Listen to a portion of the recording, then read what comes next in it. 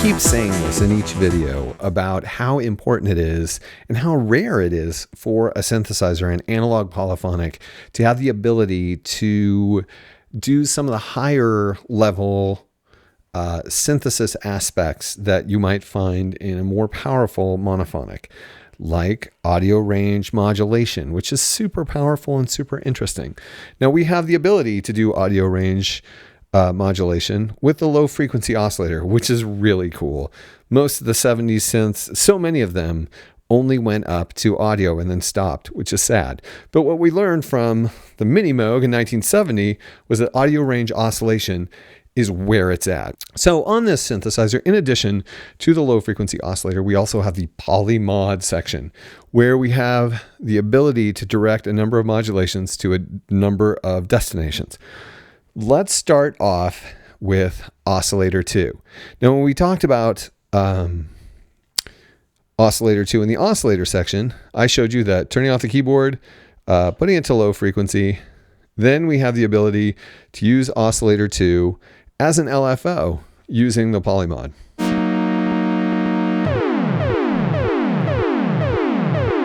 And whatever wave shape, that's really weird.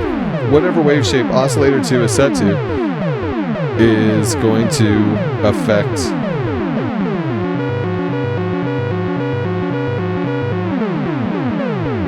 and I think what we can hear here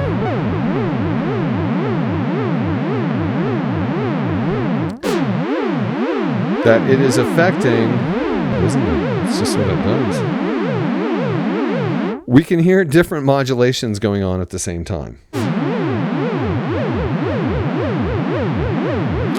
The Polymod, the modulation is polyphonic. We hear different oscillators being affected differently by the low frequency output by oscillator 2. By adjusting the frequency, by turning the frequency knob with oscillator 2, we can create some relatively interesting modulation. Listen to that bass. So cool. And of course, we can do that in negative 2.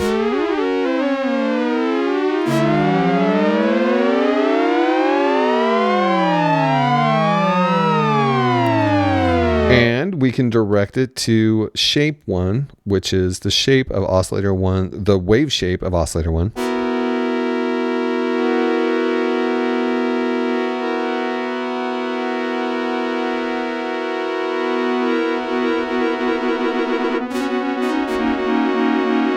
Which makes some really interesting sounds.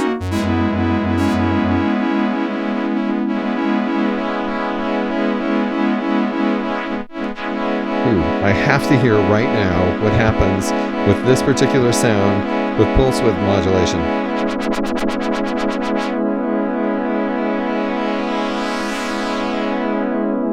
Oh, listen to that. So the Polymod, the Polymod output from oscillator 2 is affecting the shape of oscillator 1, and oscillator 1's shape is in the region of the square wave, and I am modulating the pulse width using the LFO. So we are not talking about simple modulation anymore. We're talking about sections being modulated by sections that are being modulated by other sections. And that's where the synthesis aspect of this synthesizer comes in. That's why this is a powerful synthesizer. It's not just a fun little analog toy.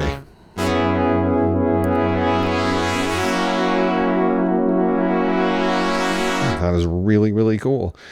And we haven't, well, like we could push the pulse width modulation into audio range.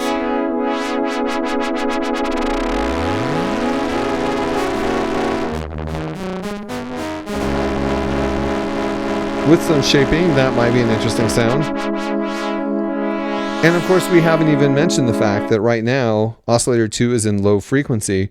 So what happens if we put it in high frequency? We'll do that in a second. What happens when we modulate frequency?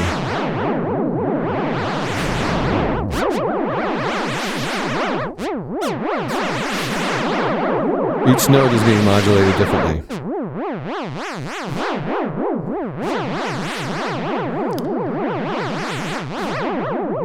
What happens when, right now, pulse width is being modulated by the low frequency oscillator? What happens if we allow the Polymod to modulate it at the same time as it is modulating the wave shape?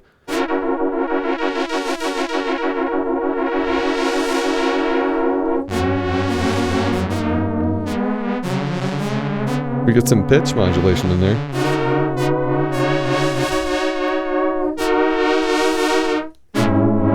But you can see what happens when you modulate this with this with this at the same time you're modulating that. It's a very complex. The outcome is there's a massive breadth of possibility in the outcome.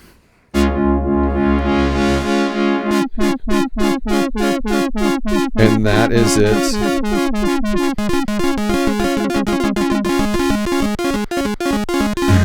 Affecting the filter cutoff point. The low pass. Ooh, that's cool.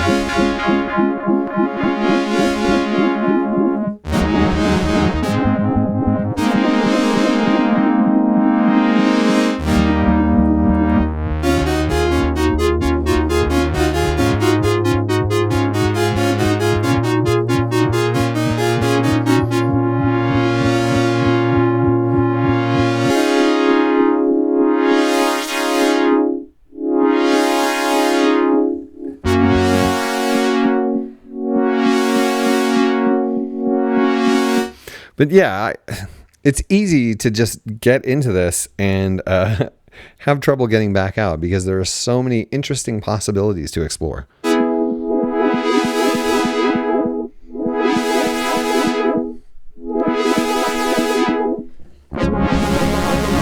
We're running into a 0 or 100% pulse width thing. That's why the sound's coming in and out. But mixing and matching, and with a little effort, you're going to find all kinds of incredible outcomes from these sorts of mixings. We haven't even talked about how Aftertouch can modulate the low frequency oscillator, which is modulating the pitch, while the Polymod is also doing that. I mean, it's downright modular in its ability to modulate. Okay, let's talk also about, well, here, one thing we didn't talk about. Let's put oscillator 2, turn the keyboard back on, and take it out of low frequency.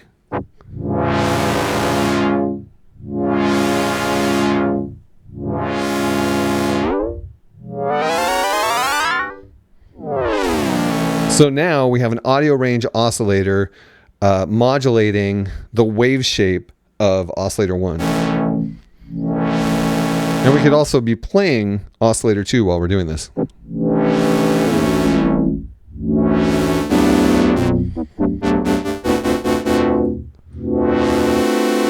can do it in negative or frequency or pulse width of oscillator 1.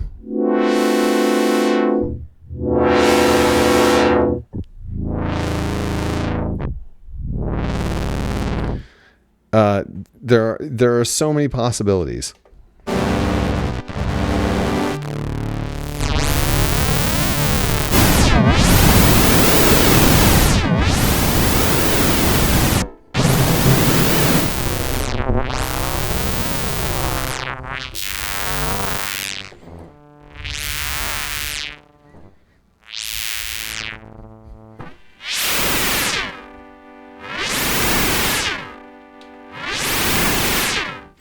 Yeah, we are talking massive synthesis opportunity. The moment you start having polyphonic modulation of an audio range oscillator. I'm only scratching the slightest surface here. This goes deep when you start mixing the different modulations and settings.